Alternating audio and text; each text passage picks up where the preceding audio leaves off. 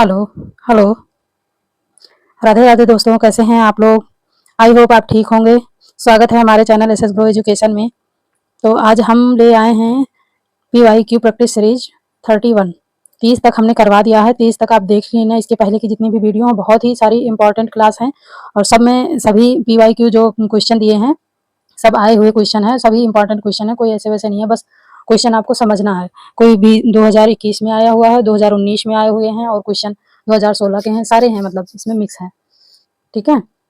वैसे तो मैंने क्रम वाइज करवाया है, पहले 2019 के करवाया, फिर 2021 के, अब ये 2016 के चल रही है PYQ। ठीक है। तो चलिए हम अपनी क्लास को आरंभ करते हैं। और क्लास में जो भी पहली बार आए हैं या जिन्होंने नहीं सब्सक्राइब कर रखा है, वो प्लीज़ चैनल को सब्सक्राइब कर लें और बेल आइकन दबा लें, ताकि हर आने वाली वीडियो उनको समय से मिले और पहले मिले। ठीक है। लाइक सब्सक्राइब करना ना भूलें। तो चलिए हम अपनी क्लास को आरंभ करते हैं, माँ सरस्वती को नमन करते हुए। बिना देरी करते हुए हम अपनी क्लास को आरंभ करते हैं। और हर क्लास इंपॉर्टेंट है। देखिए, आपके एग्जाम भी आ गई है बिल्कुल पास में।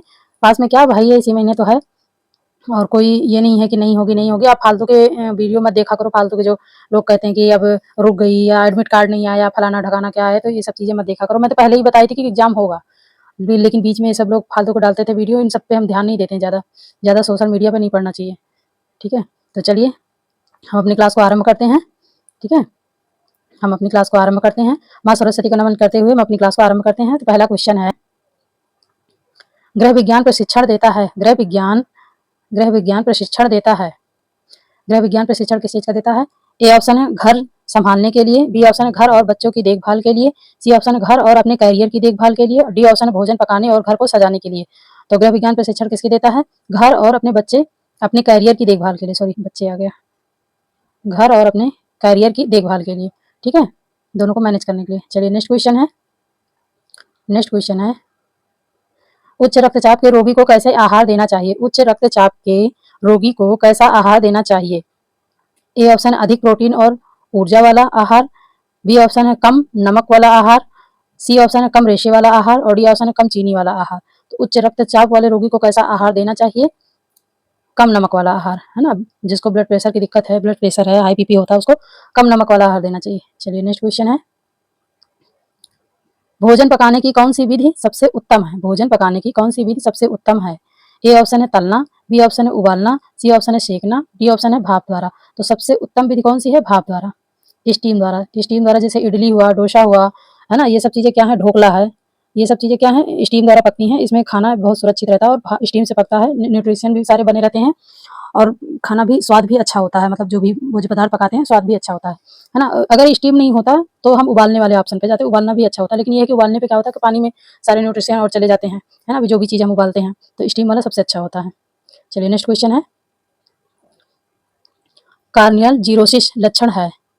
कार्नियल जीरोसिस लक्षण है, किसके लक्षण है? ए ऑप्शन है कार्निया में घाव हो जाना, बी ऑप्शन है कार्निया का शुष्क हो जाना, सी ऑप्शन है उच्च रक्तचाप, डी ऑप्शन है उपरोक्त सभी। तो कार्निया जीरोसिस एक आंखों से संबंधित रोग है।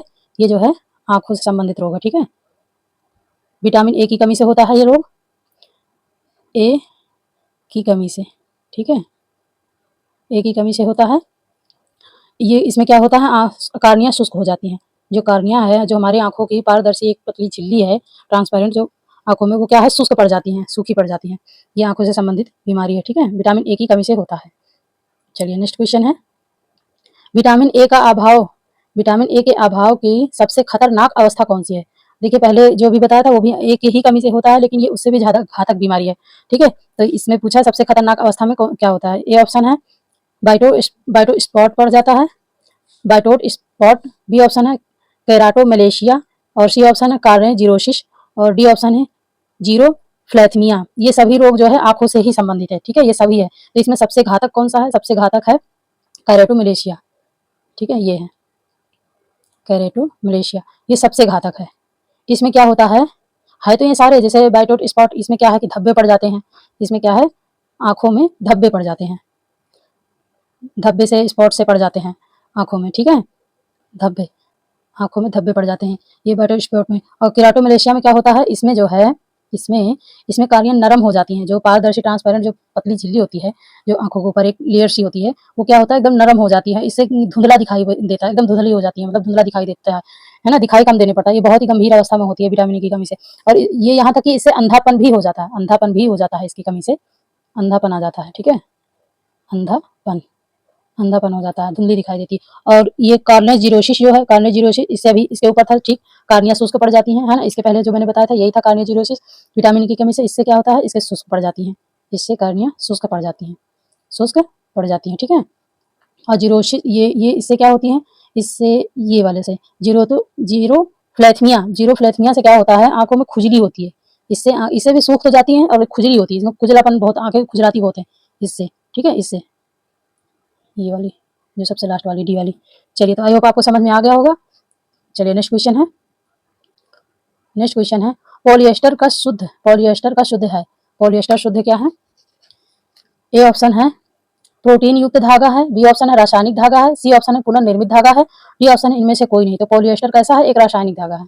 पॉलिएस्टर एक रासायनिक धागा है ना, संश्लेषित एक रासायनिक धागा है, मानव निर्मित। चलिए नेक्स्ट क्वेश्चन है, रेयॉन पर रंग चढ़ता है क्योंकि वे ए ऑप्शन है सेलुलोजिक होते हैं, बी ऑप्शन है सीखने की शक्ति रखते हैं, सोखने होना चाहिए यार, सीखने नहीं होगा यहाँ पे, सोखने होगा, ठीक है? ये सोखने होगा, सोखने की शक्ति रखते हैं। और सी ऑप्शन है अधिक ताप सहन कर लेते हैं, और डी ऑप्शन एसिड से खराब नहीं होते हैं। तो इसमें क्यों रंग अच्छा चढ़ता है? ये क्योंकि सेलुलोजिक रेशे होते हैं ना। सबसे पहले मानवकृत ये सेलुलोजिक रेशे क्या है? रेयॉन है ना, जिसे 20वीं शताब्दी का चमत्कार कहते हैं ना, जो है इसे रेयॉन रेशे को मानव निर्मित प्रथम जो है सेलुलोजिक रेशा माना जाता है। इसमें क्या है, बांस की लुगदी और ये सब चीजें इस्तेमाल की जाती है ना? तो इसमें रंग बहुत अच्छे से चढ़ते क्योंकि ये सेलुलोजिक रेशा है। चलिए नेक्स्ट क्वेश्चन है, ऊन ऊन के लिए सबसे अच्छा ब्लीच है। कौन सा ऊन के लिए सबसे अच्छा ब्लीच है? ए ऑप्शन है क्लोरीन, बी ऑप्शन है कैल्शियम क्लोराइड, सी ऑप्शन है हाइड्रोपेरोक्साइड, और डी ऑप्शन है सोडियम क्लोराइड। तो ऊन के लिए सबसे अच्छा कौन सा है? Hydrogen peroxide. ये हाइड्रोजन पेरोक्साइड, इससे क्या है कि ऊन के रेशे खराब नहीं होते हैं, ठीक है? हाइड्रोपेरोक्साइड। चलिए नेक्स्ट क्वेश्चन है, जैविल वाटर रेशों पर प्रयोग किया जाता है। ए ऑप्शन है सूती में, बी ऑप्शन है लिनन में, सी ऑप्शन है रेशमी में, और डी ऑप्शन है सूती एवं लिनन दोनों में। तो जैविल वाटर किसमें प्रयोग किया जाता है? सूती और लिनन दोनों में। जैविल वाटर सूती लिनन के लिए अच्छा एक विरंजक है। क्या एक अच्छा विरंजक है ना, जल में घुलनशील। इसको क्या कहते हैं? Sodium hypochloride.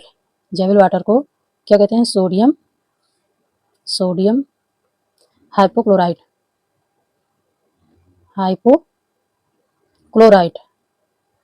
क्लोराइड, ठीक है? क्लोराइड बहुत ही इंपॉर्टेंट क्वेश्चन है। चलिए नेक्स्ट क्वेश्चन है, ऐसा ब्लीच पदार्थ जो वनस्पति और जैविक दोनों रेशों को सुरक्षात्मक ढंग से प्रयुक्त किया जा सके। ऐसा ब्लीच बताइए जो वनस्पत जगत और जैविक जगत दोनों रेशों के लिए सुरक्षात्मक ढंग से प्रयोग किया जाता हो, ठीक है? तो कौन सा होगा ब्लीच? ए ऑप्शन है हाइड्रोजन पेरोक्साइड, बी ऑप्शन ऑब्जेक्टिक एसिड, सी ऑप्शन है सूर्य प्रकाश, और डी ऑप्शन है उपर्युक्त सभी। तो ऐसा ब्लीच जो सूती और मानवकृत रेशे जो है, मतलब रासायनिक रेशे और सेलुलोजिक रेशे दोनों रेशों के लिए एक अच्छा होता है। तो कौन सा है वो? हाइड्रोजन पेरोक्साइड, ठीक है? दोनों रेशों के लिए अच्छा होता है हाइड्रोजन पेरोक्साइड। चलिए नेक्स्ट क्वेश्चन है, लिनोलिक अम्ल कैसा अम्ल है? ए ऑप्शन है प्रोटीन अम्ल है, बी ऑप्शन है वाश है, सी ऑप्शन है असंतृप्त वसीय अम्ल है, और डी ऑप्शन है संतृप्त वसीय अम्ल। तो लिनोलिक क्या है? असंतृप्त वसीय अम्ल है ना, असंतृप्त वसीय अम्ल। जो असंतृप्त वसीय अम्ल वो होते हैं, असंतृप्त वसा जो मतलब कि जो जमते नहीं, जो रूम टेम्परेचर पे मतलब कमरे के तापमान पे जमते नहीं है, जो जम जाते हैं वो संतृप्त वसा है ना। संतृप्त वसा तो नुकसान करते हैं, ये जो है संतृप्त वसा जो होते हैं, इसमें आते हैं घी, है ना, मक्खन। संतृप्त का मतलब क्या है कि जम जाना, है ना। डालडा, जिसमें डालडा आता है ना, ये सब आते हैं। और इसमें असंतृप्त में कौन से आते हैं? जैसे सूरजमुखी तेल, है ना, सूरजमुखी ऑयल, और मूंगफली ऑयल नहीं, सॉरी मूंगफली ऑयल नहीं, इसमें क्या कहते हैं, जैतून का तेल, है ना, जैतून का तेल। और क्या कहते हैं, सूरजमुखी, अखरोट, बीट्स के जितने होते हैं, मतलब बीज वाले जो भी तेल होते हैं वो तो जमते नहीं है जल्दी से, तो ये सब आते हैं, ठीक है। अखरोट के हो गए, बीज के तेल हो गए, इस जैतून के तेल हो गए, ये सब जो है असंतृप्त में आते हैं। क्योंकि ये रूम टेम्परेचर पे जमते नहीं है। और ये जो असंतृप्त वसा है ये हृदय रोगों के, जो हृदय रोगी होते हैं, जो व्यक्ति जिनको हृदय समस्याएं होती हैं, हृदय रोग की, तो उनके लिए बहुत अच्छा होता है, क्योंकि ये फैट की तरह जमता तो है नहीं शरीर में, है ना, और इससे ऊर्जा भी अच्छी खासी मात्रा में मिलती है, तो ये उनके लिए बहुत ही अच्छा होता है। और चलिए नेक्स्ट क्वेश्चन है।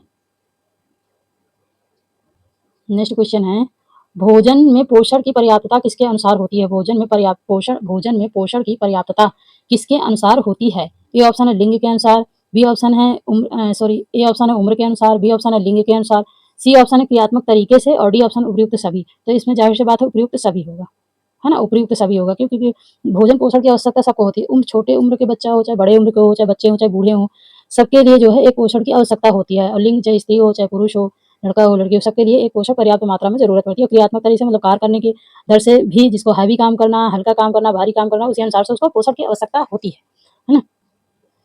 चलिए नेक्स्ट क्वेश्चन है,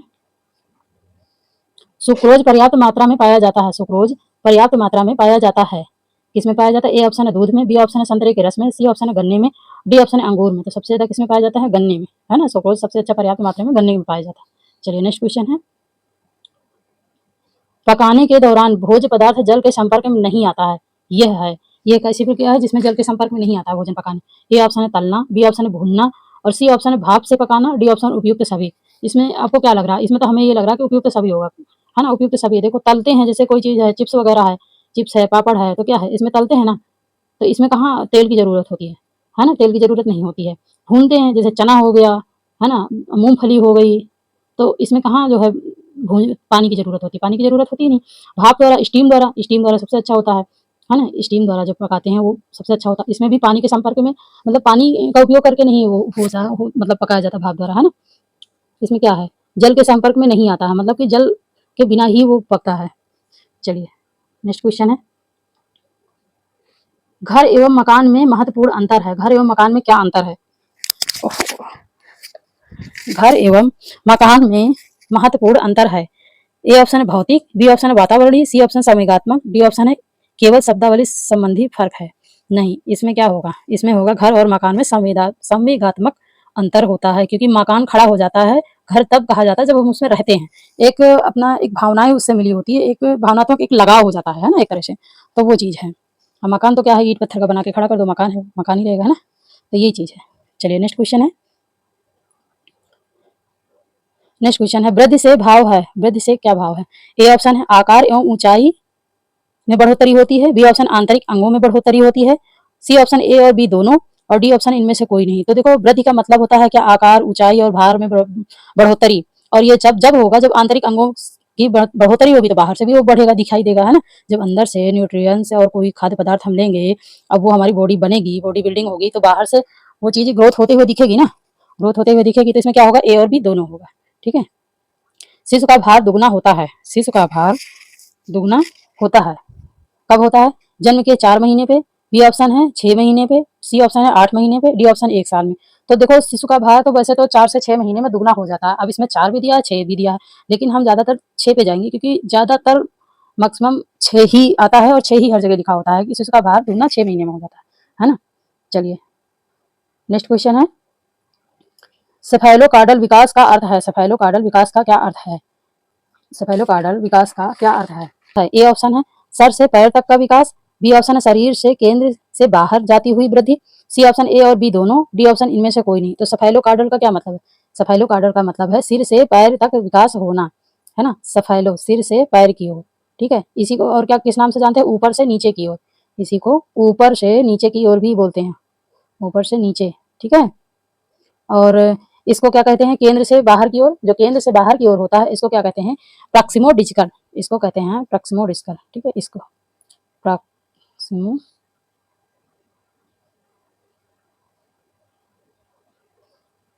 प्रॉक्सिमोडिस्टल, ठीक है।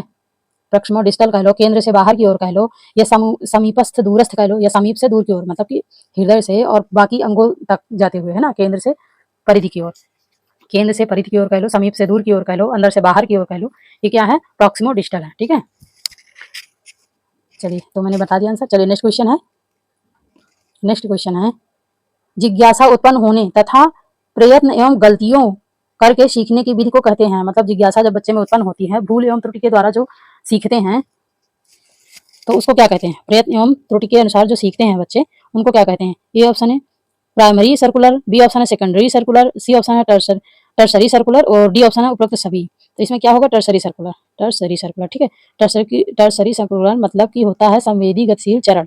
ये होता है संवेदी गतिशील चरण, ठीक है। ये कब होता है? 12 से 18 महीने में, 12 से 18 महीने के बीच ठीक है, होता है। इसे क्या कहते हैं? छोटा वैज्ञानिक भी कहते हैं। इस अवस्था को छोटा वैज्ञानिक के नाम से भी जानते हैं बच्चा, क्योंकि भूल और त्रुटि के द्वारा जो है सीखता है।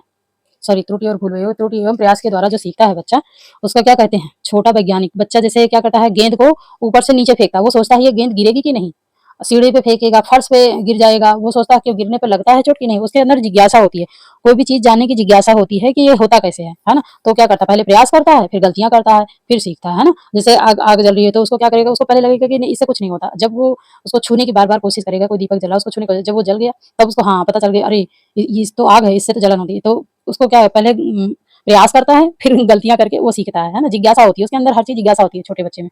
चलिए नेक्स्ट क्वेश्चन है। नेक्स्ट क्वेश्चन है, समाजीकरण कब शुरू होता है? समाजीकरण कब शुरू होता है? समाजीकरण कब शुरू होता है? जब बालक, ए ऑप्शन है जब बालक का छुआ जाए, बी ऑप्शन है जब बालक बोलना शुरू करे, और सी ऑप्शन है जब बालक किसी व्यक्ति के मुस्कुराने पर मुस्कुराए, डी ऑप्शन है जब बालक के साथ बातें की जाए। तो समाजीकरण कब शुरू होता है? जब बालक किसी व्यक्ति के मुस्कुराने पर मुस्कुराए, तभी जो है मतलब ये समझ में आता है कि हाँ ये मुझे पहचानने लगा, ये जानने लगा और ये कुछ कहना चाहता है ना। बच्चा अच्छा बुरा, अब जैसे रोए तो रोने पे तो डर जाता है बच्चा, तो क्या होता है? जब बालक देख के मुस्कुराए तो सब बच्चे का सामाजिकरण शुरू होता है, वो कुछ बोलता है, फिर बोलने का प्रयत्न करता है, कुछ कहता है ना। ये होता है। वैसे तो होना चाहिए इसमें ऑप्शन की जब बालक के साथ बातें करें, क्योंकि बातें करेंगे तो बच्चा पूछेगा, सवाल जवाब करेगा और ज्यादा जानेगा, है ना। ये होना चाहिए। लेकिन ऑप्शन ये मैंने जहाँ से उठाया इसमें ये था कि जब बालक किसी व्यक्ति से को देखकर मुस्कुराए। अब मुझे भी यही समझ में आता है कि सिर्फ मुस्कुराने से कैसे होगा, जब बातें करेगा तो और ज्यादा होगा ना। लेकिन फिलहाल उसमें यही था। मैं इसको अभी सर्च करूंगी, देखूंगी कि यही है कि या डी वाला। तो चलिए 20 क्वेश्चन मैंने करवा दिया है। अब तो मत, हाँ क्लास में अगर पहली बार आए हैं तो लाइक सब्सक्राइब जरूर करें और बेल आइकन दबा लें, ताकि हर आने वाली वीडियो आपको समय से मिले। और एग्जाम आपका बिल्कुल सर पे आ गया है, बिल्कुल भी नहीं आपको छोड़ना है, एक भी क्लास मिस नहीं करना, हर क्लास देखना है और डटे रहना है और सिलेक्शन लेना है। ठीक है, तो ऑल द बेस्ट। चलिए मिलते हैं नेक्स्ट क्लास में। Thank you for watching this video, thank you so much. अब तक के लिए यहीं तक। स्वस्थ रहिए, मस्त रहिए और अपनी तैयारी अच्छे से करते रहिए। चलिए, थैंक यू।